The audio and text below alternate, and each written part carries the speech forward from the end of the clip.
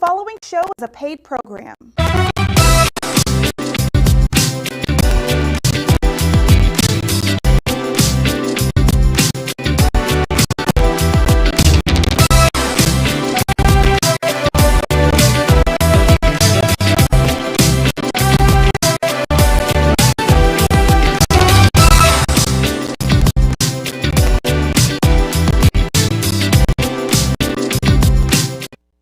Hey family, how you doing today? I'm so glad to have Mr. D. Lucas, national recording artist and saxophonist. Hello, my friend. How you doing?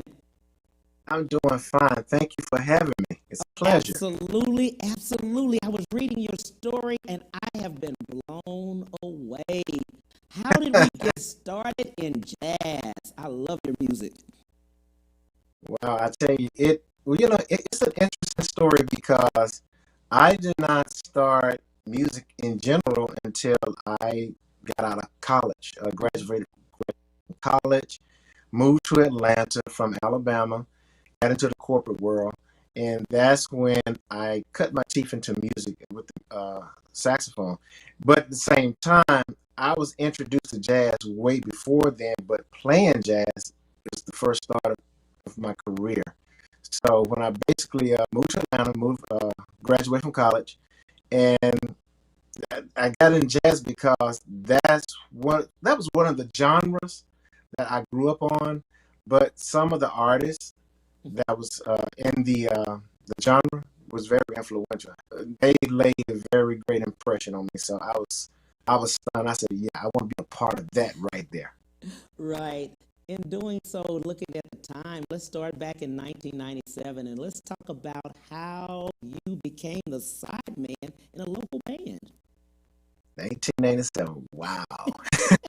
1997. That was my very first opportunity to actually play live. Hmm. And there was a band based out of Atlanta, and the name of the band was called Between Nine and Seven. And I knew the band leader from back from the college days, Hmm. and he offered me an opportunity to be a part of this band. And what it allowed me to do was to learn stage presence and also get an opportunity to really cut my teeth on the instrument itself, the saxophone. So it was there where I learned to be a team player, learn how to play in a band, get some exposure because I was teaching myself along the way Hmm. on saxophone. So this was really a step up from internship, but it was more of a paid gig.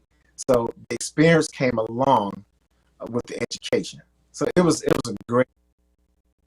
Absolutely. And looking at why you went into jazz, the genre, and things like that, really, what touched you about jazz? I know growing up on it, but something had Yeah, to touch you and say, you know what, I want this for longevity. gotcha. Well, I tell you what, if we can rewind back, let's say during my childhood years where I kind of got exposed to a lot of different genres, whether it was gospel, blues, Right. jazz, pop, rock. All those genres were played pretty much on one platform back in the day. Hmm. But however, the question poses, why jazz? Well, the two phases of jazz. You have the traditional jazz that Miles Davis. Right. It's just the fact that people talked about Miles, Charlie Parker.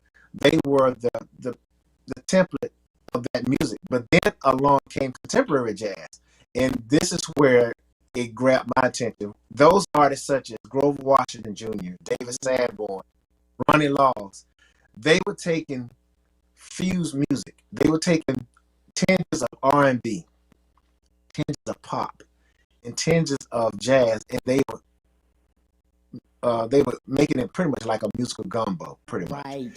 So what it did, it made it impressionable because now you're hearing all these different flavors of jazz, of music, Hmm. and it was contemporary jazz. So that's what grabbed my attention was the fact they were taking all these different styles and making it and putting it into an instrumental platform.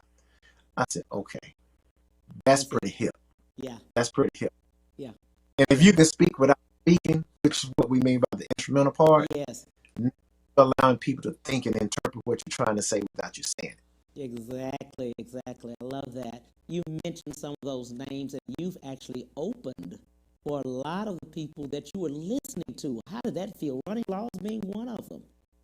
Yes, where actually it just felt it was like a dream come true. Right. You always It's always a dream when you play alongside or on the same bill as the same people that your parents told you put the record on and play it in the house. Right. So that it's almost like coming full circle. However, you don't get too complacent. You just make it a learning curve Yeah. and show your appreciation from those that came before you. Hmm. So it's a journey, but it's also more room to grow to become one of them. Absolutely. So many people that are at home now, and we talked about it a little bit because of COVID, the issues with Mhm. COVID. They have dreams too, you know. They've not always wanted to work. They didn't want to do corporate, but they had to because of, the finances for their families and things like that. But they still have those dreams. What would you say to those that have the dreams, maybe to go into music? What would you say to them being new artists? It's never too late, and I am a product of that because I did not pick up my first instrument until I was 27. Because early on, I've always had the love for music, but I was more into sports. And then along came college. Then once I got out of college and I found pretty much of a dormant period where it allowed me to pursue, and I went into the paint with it. I mean, I became very aggressive. I knew what I wanted, Hmm. and that was a great opportunity for me to pursue it. So I say all that to say this: it's never too late to learn what you really want to do and what you want to pursue. Right. It's never too Right. We always put I think we always put a limit on ourselves, and we're saying we're 45, we're 52, we're 62, or whatever the age is. And I'm glad you late. said it's just never too late to do what you really want to do. Right, and especially in the creative world because being creative has no boundaries. Right. It has no boundaries on ideology. It also has no uh, boundaries on age. I Hmm. mean, as long as you're breathing, as long as you can think, therefore Yes. you create. Absolutely, in doing so, and we've just mentioned a few people: Boney James, Peebo Mhm. Bryson, Mickey Howard. I mean, all of these people you paid, you've opened for. Yeah, actually, I performed on the same bill with them, Hmm. and I have so much respect for them because they are great artists in their own right. Right. And it's like I said, it's a dream come true. It comes full circle, but it also allows me to be that Boney James one day to someone else. Right, right. I'm glad you said that. Music is 10% of whatever it is. And then this 90% business. Most fail on the business side because they're creative. They're creative. But the representation they may not have. Right. Those are facts. Yeah. We can really elaborate a little deeper into why a lot of artists over the years or historically have failed is because a lot of the time they spent most of their time creating, like you said, Right, but also it also allowed representation to speak for them. right, So they, along the way, didn't take the initiative to learn that process. And they probably felt they didn't have to because they had someone doing it for them. right. Oh, this day coming where one day it's going to have to be a DIY moment, Mm-hmm. that moment. Whether it became this part or not, it was always good to know the business side because it's always good to know what one hand is doing with the other hand. Right, So right. it's about your self protection. And I tell everyone, learn the business because just like anything else in life, it's about ownership. And Right. you can't do anything if you don't know anything. Mm-hmm. That's true. That's true. Especially with contracts, especially with, Mhm. things like that. And investing in yourself. Invest in Yes, yourself. We don't do that yes, many times. We don't invest in ourselves. right. I think investing in yourself is the first start. And believe it or not, when someone sees you investing in yourself, you get the help from someone else because they're Yeah. seeing that for yourself. Now, that was one of the things that I would say that I was very fortunate along the way growing into this business is that when I was working in the corporate world and also developing the music side as an artist, well, I was invested in myself along the way. Right. Uh, that kind of propelled me to learn both sides of the track, Mm-hmm. the creative, where I was able to pay for good producers, Right. pay for to have my records pressed, pay for licensing. So it also allowed me the business side where if I have to book my own shows, I know how to communicate with the powers that be Right. to create those shows. Right. Right. A lot of it comes with investment.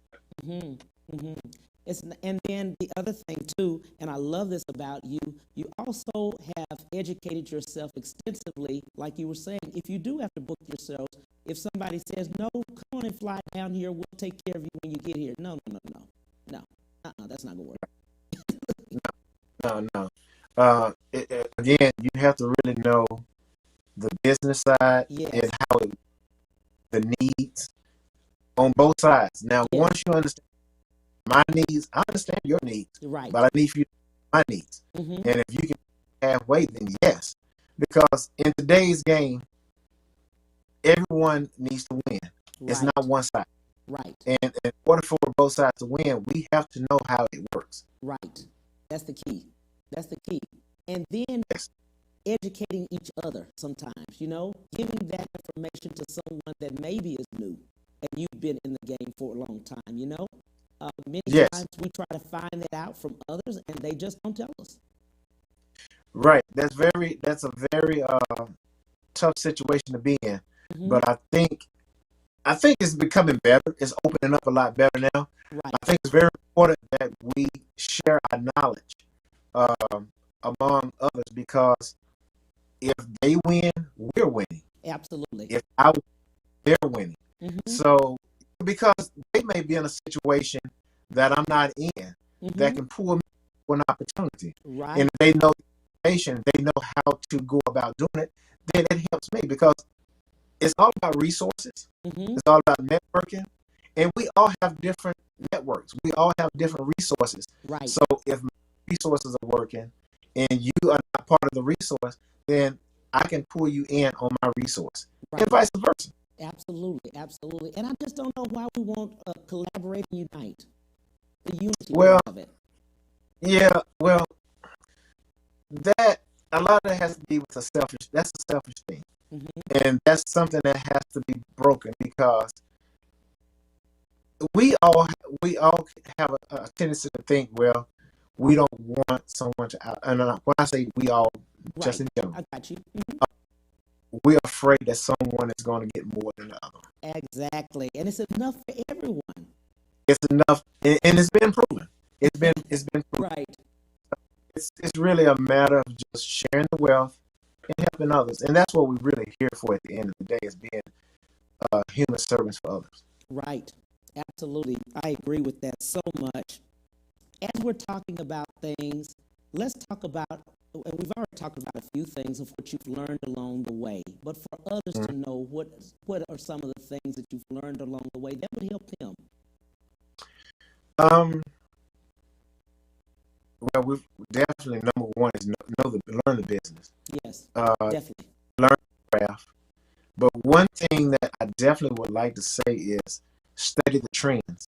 Nothing lasts forever, and know how to adjust. Mm-hmm. If nothing taught us anything about adjustments, it's the pandemic. Oh my God, yeah. The pandemic really taught us how to adjust. Mm-hmm. Because we never thought it would get to this point. Right. We didn't. We really didn't think it would get to this point, but here we are. Mm-hmm. And what do we? So that was one of the things. Nothing stays the same. So you gotta constantly learn the trends and know how to change Mm-hmm. along with good trends, I should say. Mm-hmm. Just know how to adapt. Right. Absolutely. And I'm glad you said that with COVID. COVID hit us a year and a half ago, almost now at this point. Mm-hmm. And now we've looked at the fact of what have we learned while, after it hit, Yes. A lot of people were like, they were depression set in, losing jobs, losing of course, their income, family members being lost, through death or even, just sickness and things like that, just a loss. I think we all experienced something of that nature. We all went through, we all lost a loved one, some close friends, family members. That was very devastating. But the fact is that once COVID put everything to a halt, no one could go anywhere. No one could do anything. That was the test. Okay, what do we do now? Right. And that is where we really learn a lot about ourselves, because it wasn't all bad. There are some silver linings in the pandemic. I know personally for me, it allowed me to see some things that I was allowing not to happen. Like on the recording side, Cam. The recording side, when you tour, you try to get as much time in between your tour dates to record for your next album. Where the pandemic shut everything down, where you couldn't tour. Now you got plenty of time to get creative. You can record all you want. And to be quite honest, this record that I actually recorded during the pandemic, the current record, the time is now, is my best record because, and I can be very subjective with that because some of my fans may say they like all my music, but looking pound for pound, it's my best record because it allowed the best creativity because I took my time. I chose what I wanted, when I wanted, and who all I wanted on the project. And I recorded a song, I looked at it, I analyzed it. If I didn't like it, I'll go back and recheck it. I had time to do that. Right. So that was just one thing. Around the house, just being around the house, it allowed me to really pay attention to things around the house and give it more appreciation. Be it that it was my family, but it could be things around the house that I needed to take care of. It could be yard work. It could be anything that you just continue to neglect. Yeah. And I enjoyed doing it because it slowed me down. And once I saw, wow, this should have been done years ago. I know, right? Right. So, it was a silver lining during this period. Absolutely. I'm glad you said that. We all had that woman, that moment that we said, oh, they really did look right. We're able to look at it and see this should have been done years ago. Right. So, hopefully I don't ever get back into that mode again. So it definitely gave me a start to go ahead and move forward and do things and don't put things off like it's, like we're used to us doing so. Absolutely. One other thing that you had mentioned, I think we talked about it a little bit, and a lot of people when they first start or they get into it, they want to know how much money they're going to make, right? Instead of saying, hey, I need the experience. And that's where you were talking about internship, We were talking about that. Right. Well, in terms of how much money, there is really not a dollar amount on what's considered successful. Right. And because everyone has their own value on what's considered success. I know for me, when you start out, the money would come, but you have to build yourself first. Right. The branding. You can be the greatest musician, but if your brand is weak, that can affect your dollar value. So in my case, I was inexperienced. So I can't demand a certain dollar amount. I have to work and build a brand first. Get the education, get the internship, get the experience, build a base, build a fan base, because it's all about the numbers. It's all about the quality. And all that's packaged together to determine your dollar amount. But you can't go in there commanding something that you don't have a foundation. Absolutely. Let's do this. We'll take a break. We'll be right back on the Cam Hill Show. We'll be right back to the Cam Hill Show after these messages.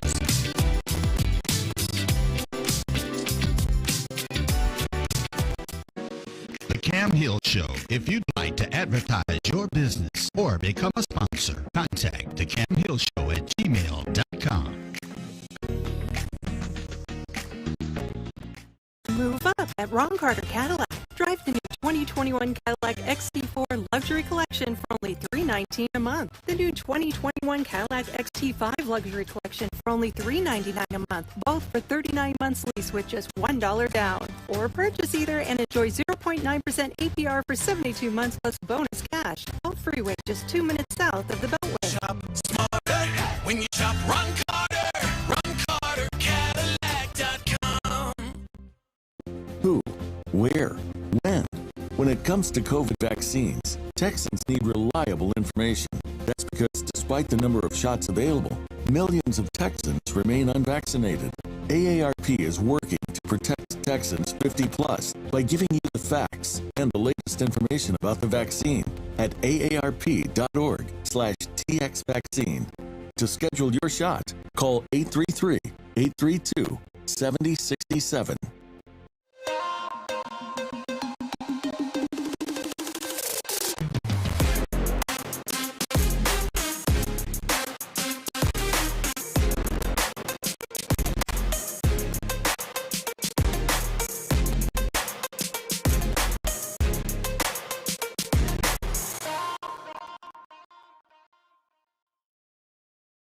My prenatal promise is to make sure my baby is safe and healthy because I know it is possible to acquire syphilis, HIV, or other STDs without knowing it. Getting tested is my very first chance to protect my baby.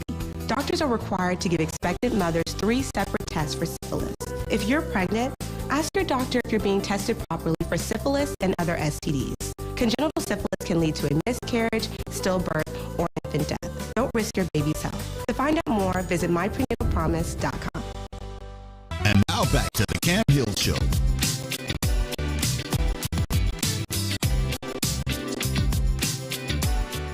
Hey family, thank you so much for coming back, Mr. D. Lucas. D. Lucas, somebody was asking the question, where did Remembrance come from? They love that song. Oh, yeah, Remembrance is really a tribute to the late, great saxophonist George Howard. I did a tribute. That's the album that was actually my solo debut record, and it was just in honor of George Howard. He was very influential, not only with me, but a lot of great artists that you hear today. Right. In smooth. He was very influential. He passed away prematurely of colon cancer in the mid-90s, and he left such an indelible mark on the industry. But the reason why I did that record is because after his death and between the release of the solo debut, I rarely heard much of his music on radio. And I don't know the reason behind that, but it seems like it wasn't a lot of acknowledgement or homage paid to him. And I said, well, if I'm not hearing it or if I'm not seeing anyone doing any tributes, then I just want to pay homage to him and put it out there. And that's how Remembrance came about. Everybody loves that one, and they love Standing Room Only. The whole CD, I think they love.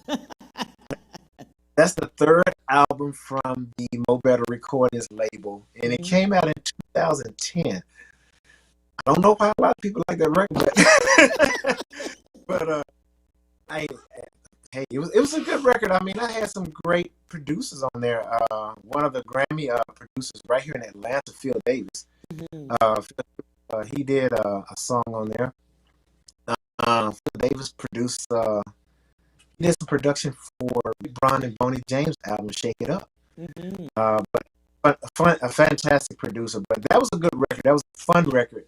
Wow, man, that record, it took me back. Okay. It seems like... It took you back. Glad you mentioned Mo Better Recordings. Let's go back to that. That was a record label that you had, right? Originally, when you first started. Right. Yes, that was the label that kind of offshoot all my music. I wanted to build a label for all my musical catalog.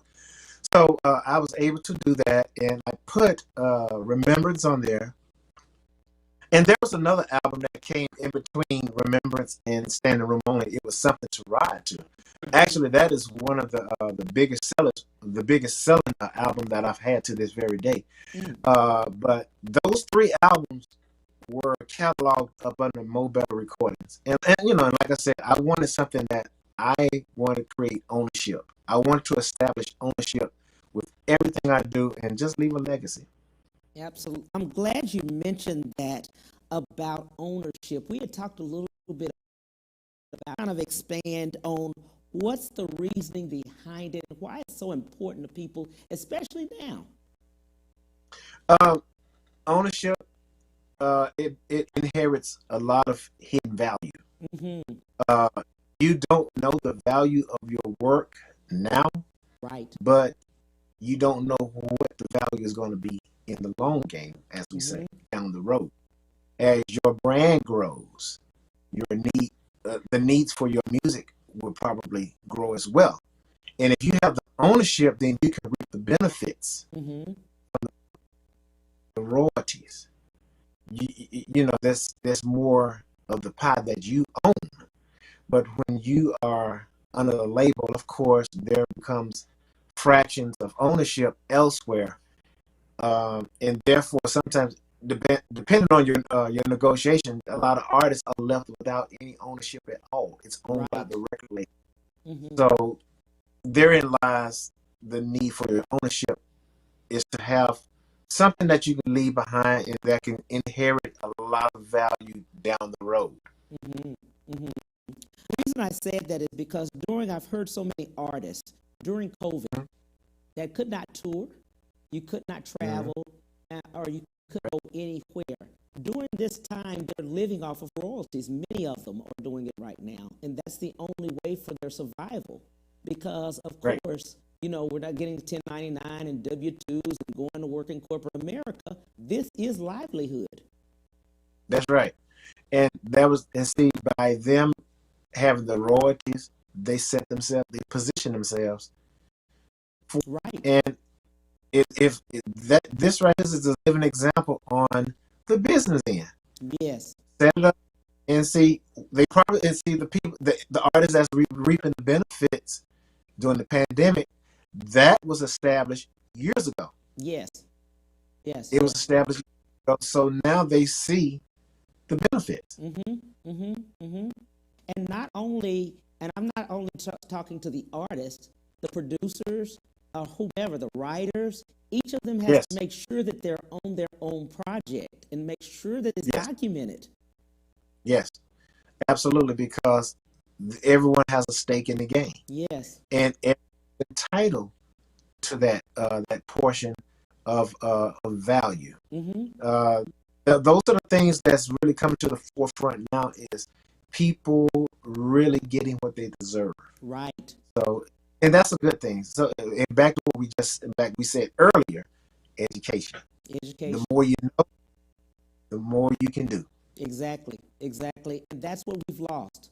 Many of us have been lost on that business side of creativity, great, but we've lost so much and ending up losing, especially during COVID, because there was no safety net. Right. So hopefully, with that said, that we don't ever get put in that position again. Right. Absolutely. So I agree with that. It's definitely a learning curve. Absolutely. You have a new label that's out. Let's talk about it. ODL Music. Mm-hmm. That is label. Actually, I established that label in 2017. Mm-hmm. And I kicked it off with the album The Sweet Spot, which was produced by Bob Baldwin. And then, of course, I released Going Left in 18 and leading up to the current record. And why did I change? Is that over the years you learn what to do, mm-hmm. you learn what not to do. Mm-hmm. So it's basically it was a growing pain. Some things that I want to change up and move forward, and also just wash out some things and start anew. And basically, this record label really identifies where I'm heading, not only as an artist but also as a business person. Mm-hmm. Mm-hmm. We had talked about, where does a lot of your music come from? Where is it derived from? What were you thinking when you did it? A lot of people. Well, a lot of it comes from the heart, because the way I was developed as a musician, I'm by being self-taught, Yes. lies trial and error. Mm-hmm. You learn from your masters, such as Charlie Parker. You learn, you feed from those as a template. But a lot of things that you're taught, then you're going to try to figure things out on your own, and it creates a certain persona in your music. Mm-hmm. So it creates uniqueness, and basically it's honest, and it shows in the music. And I've gotten compliments a lot of times. Excuse me. When I perform on stage, you see the honesty. It's sincere. Right. It's not copycat. Mm-hmm. It's sincere. So that's a compliment in itself, and I really wear that with a badge of honor. It's the fact that my music is honest, and I just hope that it translates to the listeners out there in the mix. Absolutely, it does. I mean, people have asked the questions, what are some of your fondest memories at some of the festivals that you've gone to? Because you're getting ready to start on some new ones. Yeah, well, the fondest memories. I mean, every festival is always a treasure. Why? Because you meet. It's almost like a reunion. Yes. You meet your fellow musicians, and sometimes it goes beyond stage. Sometimes the greatest memories of what we talk about behind stage in that tent. It's always like catching up, and just trying to fellowship and just talk about music, just talk about life in general. And then when we go back home, we are recharged, ready to go again. Mm-hmm. So it's really inspiring to really get a chance to hear some of your cats play. It's not about you, first of all. It's about just what we give to the people. Right. Right. Yeah. I know virtually, all this time, the virtual, concerts and things like that, but just to have that synergy with the people. People, you hear them, you see them, you feel them. It's a difference. Every artist tells me it's different. Yeah. Excuse me. I rarely did virtual. Mm-hmm. I did some live streams on my live show, but I understand the feeling of playing live versus virtual. As an artist, Right. it's like live. There's nothing like human interaction to feel those people Mm-hmm. in your audience. However, on the other side, the virtual side, there is a discipline that you have to manifest. You have to pretend someone is out there. Right. So someone is there, and they are there. It's just they're not in your physical presence. Right. It's a good thing as well. So it's a discipline thing, and it's not going away. So that's something that we have to embrace, Mm-hmm. and it's a win-win for everyone. So it's okay. I have no problems with it. If you ask me what's my preference, Mm-hmm. every day and twice on Sunday is live. That's what everybody says. I like to play live because it's just the experience, not only for me, but for the people that came, that paid their money to come see me play. Right. And then after the show, I get a chance to talk to them. I get a chance to meet them, and then they go home with something tangible from me as an artist. Right. So that is ultimate. So it's more to it than just playing a gig, getting paid to do it, but also smiles on people's face. Absolutely. Yeah. So many people have said that same thing because even as fans like myself, just saying that, just seeing you, hearing you, I can go to one festival or one concert and it'd be so much different than the other one, Right. Yes, it's very different because of what we do. Right. Every environment is different. And I mean, and plus the diversity, it feeds off, the energy just feeds differently. Right. It can be something as simple as the weather.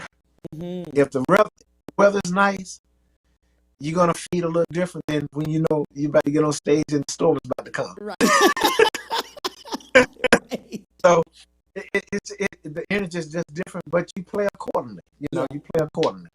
People play, they pay to come see you play, and it's up to you to get down. You Exactly. gotta throw down. Exactly. You've had so many things that you've worked with. so many people, I should say. And I was surprised. I saw the Manhattans on there. Yeah, actually, that was I was honored to actually be on the same bill with the Manhattans back at my alma mater, the University of North Alabama, doing the WC Henry. That was an experience because once again, that was one of those legends, right, that I grew up listening to. That my father told me, "Hey, put that record on," and I grew up listening to them. So it was just an honor to be in their presence, to play on the same stage with them, and just give it my best, and just to also witness greatness. Coming from the age of your 20s and now up to date now, as you're getting older, and you're just saying to yourself, you know what, the music is getting better, I'm getting better. One person has asked, why the saxophone? Great question, and here's why. That wasn't my first. That wasn't my first love of the instrument. My love was bass. Why? Because as a kid, I was a funketeer. I loved Parliament, Bootsy, Rubber. I was just infatuated with the bass. So I was into the funk bands with Cameo, Confunction. All those guys, man, they had nice bass players. But anyway, what led to the saxophone was Grover Washington Jr., Ronnie Laws, David Sam, George Howard. I tend to mellow out when I got in college. When I got in college, and a lot of my friends, they were into the contemporary jazz thing. So I got on board with it. And I like piano. I love guitar. I love keys. But it was something about what Grover and Ronnie, what they were able to do. They were able to take R&B songs and make them instrumental. And it sounded like a voice. I said, okay, that's what I want right there. And it's not easy, though. That instrument is not an easy instrument. Well, I'm going to say this, and I think I speak for all musicians. No instrument is easy. Right. Because just when you think the saxophone is very difficult, you got to think about the right brain, left brain when it comes to piano. You got to think about the drums. Now, you really think about the drums. He's driving everything. He's the pocket. Right. He has to think all those different things going on musically with other instrumentations on that stage. But if he's out of pocket, everything else is out of pocket. So not easy. And keys, you got left hand, right hand. And still to this day, I'm amazed on how the coordination of left hand, right hand works. So every instrument is definitely appreciative, and it has its own uniqueness of difficulty. Right, and then you see someone that does several instruments, and you're saying, "Wow."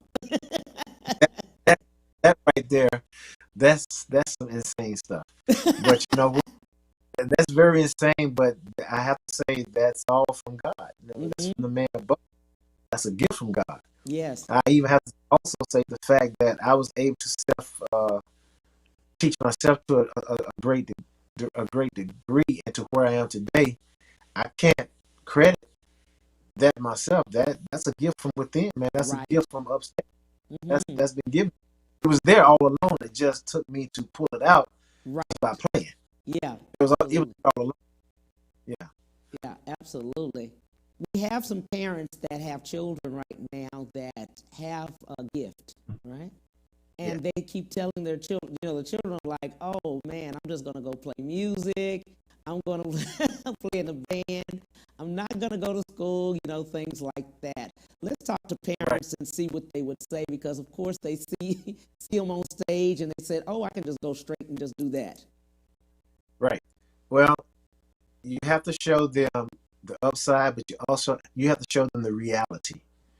You have to show them the downside of what can happen if it fails. Right. If it doesn't work out, because it's just like, you have to look at it this way. The same way musicians have to look at it, just like an athlete. Only so many get drafted. And those that get drafted, how long do they stay in the league? Yeah. And when their days are over, what do you do? Right. Just like that. What do you have to fall back on?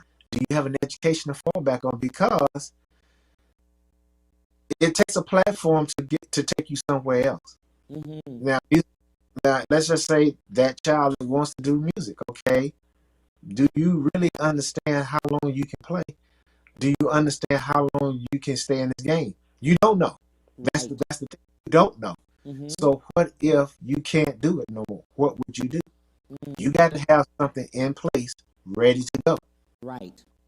It also helps if a musician can talk about his upside and his downside. Because in today's game, kids, they are visual. They have to see it.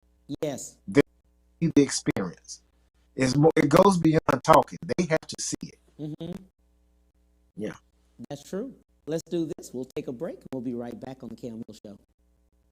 We'll be right back to the Cam Hill Show after these messages.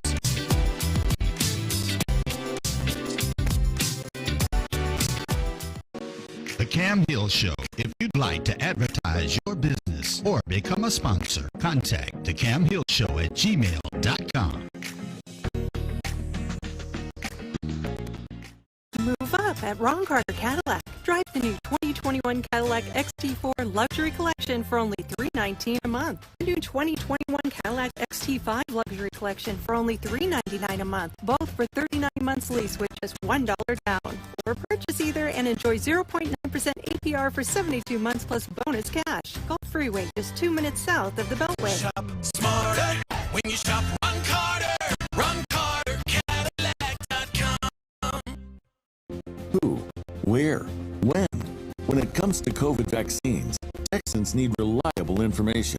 That's because despite the number of shots available, millions of Texans remain unvaccinated. AARP is working to protect Texans 50 plus by giving you the facts and the latest information about the vaccine at aarp.org/txvaccine. To schedule your shot, call 833-832-7067.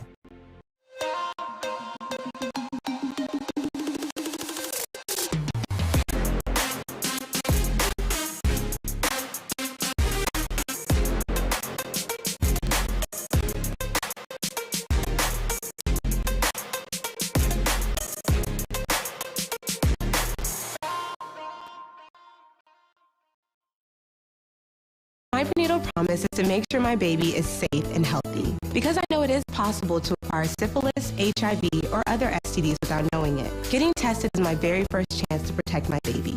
Doctors are required to give expectant mothers 3 separate tests for syphilis. If you're pregnant, ask your doctor if you're being tested properly for syphilis and other STDs. Congenital syphilis can lead to a miscarriage, stillbirth, or an infant death. Don't risk your baby's health. To find out more, visit myprenatalpromise.com. And now back to the Cam Hill Show.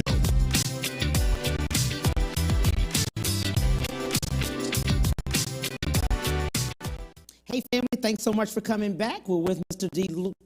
Lucas. Let's talk again about some of the things that you've done with festivals and things like that. Someone is asking, how would they become a part of the festivals? Well, I think to become part of a festival, you have to start or contact the festival promoter. Absolutely. It depends on what area of expertise or what area you want to specialize in. But it all starts with the festival promoter. Then it needle down to sponsorship or depends on what you want to do. Because there's a lot of things that goes on into a festival. Now they're opening up. Now the world is opening up a little bit. You have a few of the festivals that you're going to be at. Let's talk about a few of the upcoming events you've got. Yep. And festival-wise, I have the Myrtle Beach Jazz Festival, which is later in the year, October 16th in Myrtle Beach, South Carolina. But before that, September 25th, I will be in Stockton, California as part of the Stockton Jazz Festival. Yeah. So those are 2 festivals that I have coming up. And in between that, I have some shows about to kick off. Absolutely. Absolutely. You're ready for the world to open up. Everybody else is too? Yes and no. I want to make sure that everyone is still safe. Yes. And social distancing, I'll be a little bit more comfortable if we get those numbers down a little bit more. Absolutely.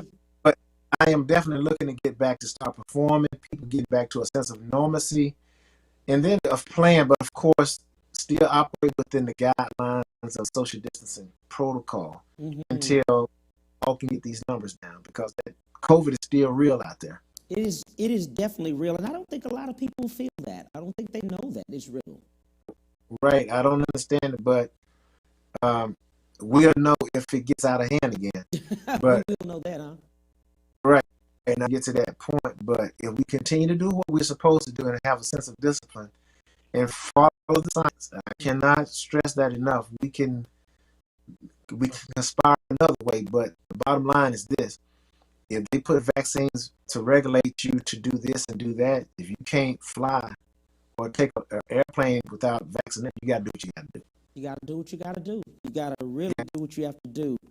And looking at, and let's going back to everything you've done, let's talk to people about some of the things that for them as dreamers. We've talked to them before a little bit, but as far as them going forward right this moment, because this is the time they need to go forward, whatever's going to go. It is. I just think it's basically, this is a time to really dig deep and ask yourself, what do you want to do, and pursue it. Time waits for no one. Right. But you can do anything you want to do, but you have to put in the work. It's just that simple. You really have to put in the work. Don't procrastinate what you want to do, because you don't want to be one of those persons that say, I could have, should have, would have done it. No, just do it, because life is short. How can people get in touch with you, and how can they get your music? How can they purchase it? Absolutely. You can start, number one, by going to my official website at deelucas.com, deelucas.com. That is where you can get the physical CDs. If you're still into the CD thing, the physicals are there directly on my website, and they come autographed. Now, if you're streaming, Spotify, Apple Music, Tidal, Pandora, all of those, the usual suspects, they're available. And of course, downloads, Amazon, iTunes. But of course, on social media, Facebook, Twitter, IG, I'm on it. So He is, just and he responds. What's up? That's him responding. So it's not somebody else. That's him. Okay. I appreciate you so much, friend. Thank you for the opportunity. Also, his events are on there too. You know, things that you will see him at. Absolutely. Thank you for having me. And all my events on deelucas.com. Absolutely. Talk to you soon, friend. The Cam Hill Show, 12:30, 1:30 Central Standard Time. Thank you so much. Talk to you then. Bye.